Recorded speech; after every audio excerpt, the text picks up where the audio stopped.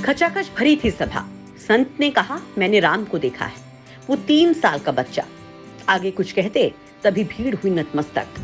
$45,000 खर्च कर भी जिन्हें कोई चुप न करा सका। प्रधानमंत्री की ओर से मिले इलाज का ऑफर जिन्होंने एक वजह से ठुकराया। भारत से राह निकाल दो, भात रह जाएगा जिसे लोग खा जाएंगे।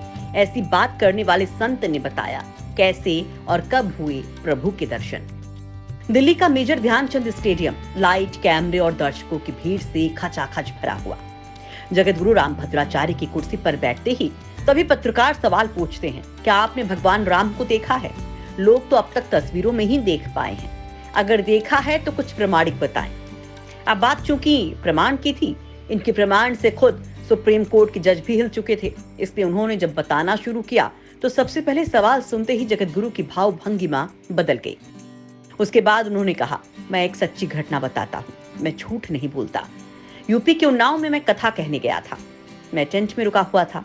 सुबह के वक्त सभी साथी काम में व्यस्त थे। मैं टॉयलेट जाते वक्त रास्ता भूल गया।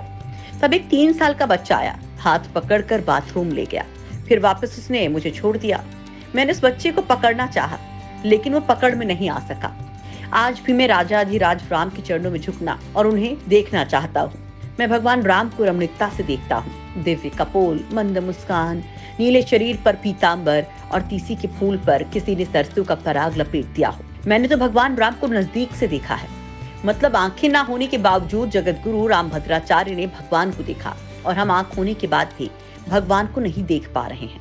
रामभद्राचार्य जी आगे कहते हैं कि एक बार तो इंदिरा गांधी ने मुझे कहा कि आपकी आंखें मैं सही करवा सकती हूँ, इलाज करवा सकती हूँ, लेकिन मैंने कहा मुझे इस दुनिया को देखना ही नहीं है।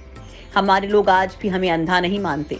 यहाँ तक कि राम मंदिर केस के वक्त जब सुप्रीम कोर्ट ने गवाही देते वक्त कई लोगों ने कहा कि आप अंधे हैं, गवाही कैसे देंगे? तभी जगतगुरु ने ज्ञान की ऐसी ऐसी बातें की थी, ऐसे ऐसे प्रमाण दिए थे कि मुस्लिम जज ने भी इनका लोहा मान लिया था और कहा था कि आपके अंदर कोई ना कोई दैवीय शक्ति है। उस केस को लेकर जगतगुरु कहते हैं कि 2003 का जुलाई का महीना था, हल्की बरसात थी, मेरी गवाही होनी थी। खचाखच अदालत परिसर भरा हुआ था, करीब 300 वकील थे। मालूम पड़ा था कि मुझे चुप कराने के लिए $45,000 दिए गए थे, लेकिन कोई कुछ नहीं कर पाया। जगतगुरु ने भगवान को लेकर जो बातें कही, उसे सुनने के बाद बड़े से बड़ा नास्तिक भी ये समझ सकता है कि संतों की वाणी में सच्चाई होती है। हालांकि जो लोग राम को नहीं मानते वो ये जरूर कहेंगे कि अगर भगवान पर इन्हें इतना ही भरोसा है तो फिर भगवान ने इनकी आंखें क्यों नहीं ठीक कर दी?